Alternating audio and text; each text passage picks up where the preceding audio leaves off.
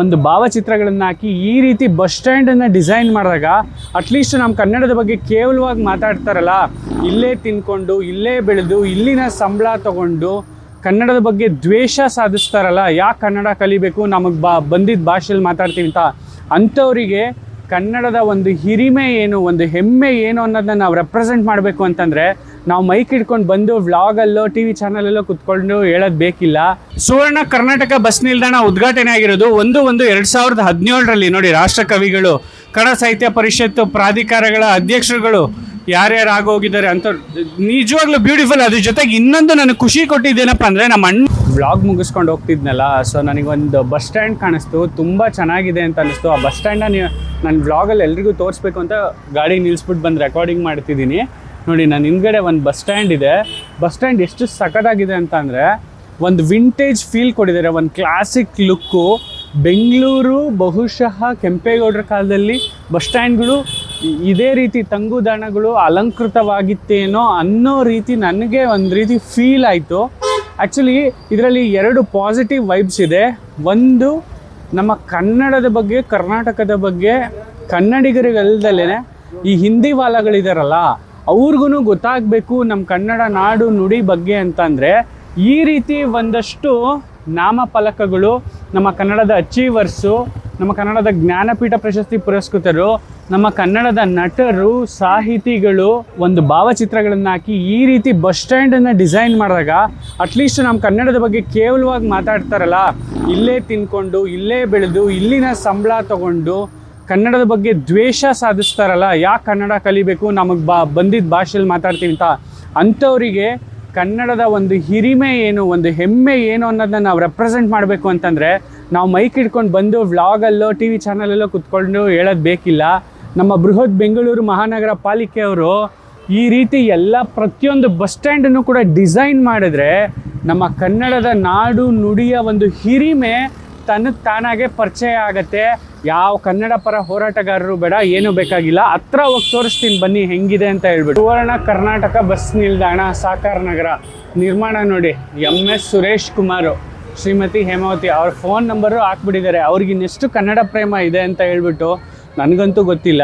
ನಾವೆಲ್ಲ ಬರೀ ಮೈಕ್ ಹಿಡ್ಕೊಂಡಾಗ ಮಾತ್ರ ಕನ್ನಡ ಪ್ರೇಮ ತೋರಿಸ್ತೀವಿ. ನಮ್ಮ ಮಕ್ಳುಗಳನ್ನೆಲ್ಲ ಇಂಗ್ಲೀಷ್ ಮೀಡಿಯಮ್ ಸ್ಕೂಲ್ಗಳಲ್ಲೇ ಓದಿಸೋದು. ಇವತ್ತು ಯಾವ ಕನ್ನಡ ಪರ ಹೋರಾಟಗಾರರು ಮಕ್ಳುಗಳು ಯಾರು ಕನ್ನಡ ಅಂತ ಹೇಳ್ಬಿಟ್ಟು ಬೀದಿಗಿಳಿದು ಹೋರಾಟ ಮಾಡ್ತಾರೋ ಅವ್ರ ಮಕ್ಳುಗಳೆಲ್ಲ ಎಲ್ಲವರೇ ಗೊತ್ತಾ? ಎಲ್ಲ ಫಾರಿನ್ ಕಂಟ್ರೀಸ್ಗಳಲ್ಲಿ ಎಜುಕೇಷನ್ ಮಾಡ್ತಾ ಇರೋದು, ಆಯಿತಾ? ಅಂಥದ್ರಲ್ಲಿ ಇಂಥ ಒಬ್ಬ ಪುಣ್ಯಾತ್ಮರು ಯಾರೋ ಈ ರೀತಿ ಒಂದು ಬಸ್ ಸ್ಟ್ಯಾಂಡ್ ಮಾಡಿದ್ದಾರೆ ಅಂತ ಅಂದರೆ ಇದನ್ನು ತೋರಿಸೋದಕ್ಕಿಂತ ಇನ್ನೊಂದು ಹೆಮ್ಮೆ ನನಗೇನಿದೆ ಹೇಳಿ? ನಾನು ಆ್ಯಕ್ಚುಲಿ ಡೈಲಿ ವ್ಲಾಗ್ಸ್ ಮಾಡೋದು, ತೀರಾ ಓವರಾಗಿ ಏನಾದರೂ ಮಾತಾಡಿದ್ರೆ ದಯವಿಟ್ಟು ಕ್ಷಮಿಸಿ, ಆಯಿತಾ? ಯಾಕೆಂದರೆ ನನಗಿದು ನೋಡಿದಾಗ ಎಲ್ಲೋ ಒಂದು ಕಡೆ ಕನೆಕ್ಟ್ ಆಯಿತು ನನಗೆ.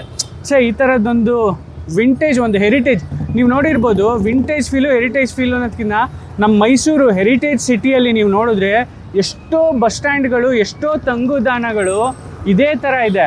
ತಮಿಳಿಯನ್ಸು, ತೆಲುಗು ಮಾತಾಡೋರು, ಹಿಂದಿಗಳು, ಕೇರಳಗಳು, ಅವ್ರಿಗೆ ಅವ್ರ ಭಾಷೆ ಮೇಲಿರೋ ಪ್ರೇಮ ಅನ್ಯ ಭಾಷೆಗಳ ಮೇಲೂ ಇರಬೇಕು. ನಮ್ಮಲ್ಲಿ ಏನಾಗ್ಬಿಟ್ಟಿದೆ ಅಂತಂದರೆ, ಯಾರಾದರೂ ಹಿಂದಿಯವ್ರು ಸಿಕ್ಕಿದ್ರೆ ಹೇ ಭಯ್ಯ ಕೈಸಾ ಹೇ ಅಂತೀವಿ, ಯಾರಾದರೂ ತೆಲುಗವ್ರು ಸಿಕ್ಬಿಟ್ರೆ ಎಲ್ಲ ಉಂಡವ್ರಾ ಅಂತೀವಿ. ಹಂಗಾಗ್ಬಿಟ್ಟಿದೆ. ಅಂದರೆ ಅದು ಭಾಷೆ ಮೇಲೆ ನಮಗಿರುವಂತಹ ಡಿಸ್ಕ್ರಿಮಿನೇಷನ್ ಅಂತ ಅಲ್ಲ, ನಾವು ಅವ್ರ ಭಾಷೆ ಕಲ್ತಿದ್ದೀವಿ ಅಂತ ನಾವು ತೋರಿಸ್ಕೊಳಕ್ಕೆ ಹೇಳೋದು.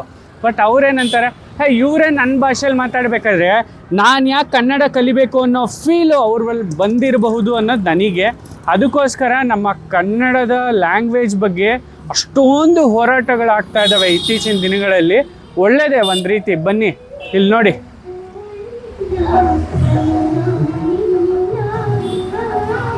ಕೇಳಿಸ್ಕೊಂಡ್ರಾ? ಸಾಂಗು ಜಾಸ್ತಿ ಹಾಕಂಗಿಲ್ಲ, ಕಾಪಿ ರೈಟ್ಸ್ ಬಂದ್ಬಿಡುತ್ತೆ. ಕೇಳಿಸ್ಕೊಳ್ಳಿ ಒಮ್ಮೆ, ಕನ್ನಡದ ಸಾಂಗು ನೋಡಿ. ಇಲ್ಲಿ ನೋಡಿ, ಜ್ಞಾನಪೀಠ ಪ್ರಶಸ್ತಿ ವಿಜೇತರು ಎಲ್ಲರ ಬಗ್ಗೆ ಡೀಟೇಲ್ ಹಾಕಿದ್ದಾರೆ. ನಾಡಿನ ಧೀಮಂತ ವ್ಯಕ್ತಿಗಳು ಅವ್ರ ಬಗ್ಗೆ ಕಂಪ್ಲೀಟಾಗಿ ಹಾಕಿದ್ದಾರೆ. ಇದನ್ನ MS ಸುರೇಶ್ ಕುಮಾರ್ ಅಂತ ಯಾರು ಮಾಡಿದಾರಲ್ಲ ಅವ್ರ ಬಗ್ಗೆ ಒಂದು ಟಿಪ್ಪಣಿ ಬರ್ದಾಕಿ ಅವ್ರ ನಂಬರ್ ಕೂಡ ಹಾಕಿದ್ದಾರೆ. ನಿಜವಾಗ್ಲೂ ಹ್ಯಾಟ್ಸ್ ಆಫ್ ಅವರ ಒಂದು ಕಾರ್ಯಕ್ಕೆ. ನೋಡಿ, ಕನ್ನಡದ ಪ್ರಾಚೀನ ಕವಿಗಳು ಪಂಪ, ರನ್ನ, ಕುಮಾರವ್ಯಾಸ, ಲಕ್ಷ್ಮೀಶ, ಪೊನ್ನ ಎಲ್ಲರದು ಇದೆ. ಕರ್ನಾಟಕದ ಪ್ರಸಿದ್ಧ ದೇವಾಲಯಗಳು, ಟೂರಿಸಮ್ಮು ಅದು ಕೂಡ ಹಾಕಿದ್ದಾರೆ. ಜಲಪಾತಗಳು ಅದು ಕೂಡ ಇದೆ. ಕನ್ನಡದ ಸುಪ್ರಸಿದ್ಧ ಸ್ಥಳಗಳು ಕೂಡ ಇದೆ. ಸಖತ್ತಾಗಿದೆ. ಒಂದು ರೀತಿ ಅನ್ಯ ಭಾಷಿಗರು ಬಂದರೆ ನಮ್ಮ ಕರ್ನಾಟಕಕ್ಕೆ ಈ ಬಸ್ ಸ್ಟ್ಯಾಂಡ್ನ ನೋಡಿದ ತಕ್ಷಣವೇ ನಮ್ಮ ಕರ್ನಾಟಕದ ಹಿರಿಮೆ ಮತ್ತು ಗಿರಿಮೆ ಏನು ಅನ್ನೋದು ಅರ್ಥ ಆಗುತ್ತೆ. ಆ ಮಟ್ಟಕ್ಕೆ ಪೋರ್ಟ್ರೇ ಮಾಡಿದಾರಲ್ಲ MS ಸುರೇಶ, ನಿಮ್ಗೊಂದು ದೊಡ್ಡ ಸಲ್ಯೂಟು. ಗೊತ್ತಿಲ್ಲ ಈ ವ್ಲಾಗ್ ಎಷ್ಟು ಜನಕ್ಕೆ ತಲುಪುತ್ತೆ ಅಂತ, but hats off to you sir. ನಿಜವಾಗ್ಲೂ ನೀವಿಲ್ಲಿ ನೋಡ್ಬೋದು ಕನ್ನಡದ ಅಂಕಿಗಳು, ಕನ್ನಡದ ಗ್ರಾಮರ್ಗಳು, ಎಲ್ಲ ಭಾಷೆಗಳಲ್ಲೂ ಪ್ರತಿಯೊಂದನ್ನು ಬರೆದಾಕಿದ್ದಾರೆ. ನೋಡಿ ಎಷ್ಟು ಜನರನ್ನ ಮಹನೀಯರನ್ನು ನೆನಿಬೋದು. ಶಾಸ್ತ್ರೀಯ ಸಂಗೀತ ದಿಗ್ಗಜರು, ಸುಗಮ ಸಂಗೀತ ದಿಗ್ಗಜರು, ಸಾಧಕರು, ಯಾತ್ರಿಕರು ಬಂದಾಗ, ಟೂರಿಸ್ಟ್ಗಳು ಬಂದಾಗ ಯಾವೆಲ್ಲ ಟೂರಿಸ್ಟ್ ಪ್ಲೇಸಸ್ಗಳು ನಮ್ಮ ಕರ್ನಾಟಕದಲ್ಲಿ ಫೇಮಸ್ಸು ಅದನ್ನು ಕೂಡ ಹಾಕಿದ್ದಾರೆ. ಸುವರ್ಣ ಕರ್ನಾಟಕ ಬಸ್ ನಿಲ್ದಾಣ ಉದ್ಘಾಟನೆ ಆಗಿರೋದು 1/1/2017 ನೋಡಿ. ರಾಷ್ಟ್ರ ಕವಿಗಳು, ಕನ್ನಡ ಸಾಹಿತ್ಯ ಪರಿಷತ್ತು ಪ್ರಾಧಿಕಾರಗಳ ಅಧ್ಯಕ್ಷರುಗಳು ಯಾರ್ಯಾರು ಆಗೋಗಿದ್ದಾರೆ ಅಂತ ನಿಜವಾಗ್ಲೂ ಬ್ಯೂಟಿಫುಲ್. ಅದ್ರ ಜೊತೆಗೆ ಇನ್ನೊಂದು ನನಗೆ ಖುಷಿ ಕೊಟ್ಟಿದ್ದೇನಪ್ಪ ಅಂದರೆ ನಮ್ಮ ಅಣ್ಣವ್ರದ್ದು ಸಹಿತ ಹಾಕಿದೆ. ಕನ್ನಡ ಚಲನಚಿತ್ರ ನಟ ನಟಿಯರ ಬಗ್ಗೆ, ದಿಗ್ಗಜರ ಬಗ್ಗೆ ಒಂದು ಫೋಟೋ ಫ್ರೇಮ್ ಮಾಡಿದಾರಲ್ಲ, ಈ ವಾಲ್ ಆಫ್ ಫೇಮು. ನಿಜವಾಗ್ಲೂ hats off to you sir. ತುಂಬ ಚೆನ್ನಾಗಿ ಮಾಡಿದ್ದೀರಾ ಆ್ಯಂಡ್ ಗ್ರೇಟ್ ಟು ಯು. ನೋಡಿ ಕರ್ನಾಟಕ ಶಾಸನಗಳ ಬಗ್ಗೆ ಹಾಕಿದ್ದಾರೆ. ಯಾವ ಪ್ರಾಚೀನ ಶಾಸನಗಳು ನಮ್ಮ ಕರ್ನಾಟಕದಲ್ಲಿ, ಅವುಗಳ ಬಗ್ಗೆನೂ ಒಂದು ಲಿಸ್ಟು.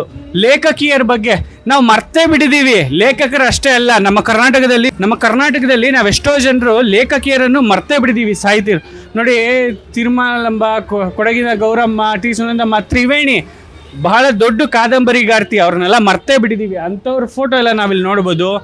ಒಟ್ಟಿನಲ್ಲಿ ಹೇಳಬೇಕು ಅಂತ ಅಂದರೆ ನೋಡಿ, ಸಾಹಿತ್ಯ ಅಕಾಡೆಮಿ ಪ್ರಶಸ್ತಿ, ಪಂಪ ಪ್ರಶಸ್ತಿ, ಕನ್ನಡ ಪ್ರಸಿದ್ಧ ಲೇಖಕರ ಪ್ರಶಸ್ತಿ, ಮೈಸೂರು ಒಡೆಯರನ್ನು ಸಹಿತ ಹಾಕಿದ್ದಾರೆ.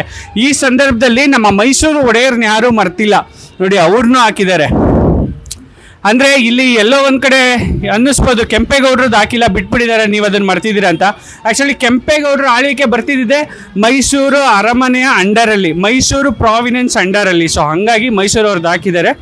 ಇಲ್ಲಿ ಎನಿ ಹೌ ಬಿಟ್ಟಿದ್ದಾರೆ. ನಿಜವಾಗ್ಲೂ ಗ್ರೇಟ್ ಅನಿಸುತ್ತೆ.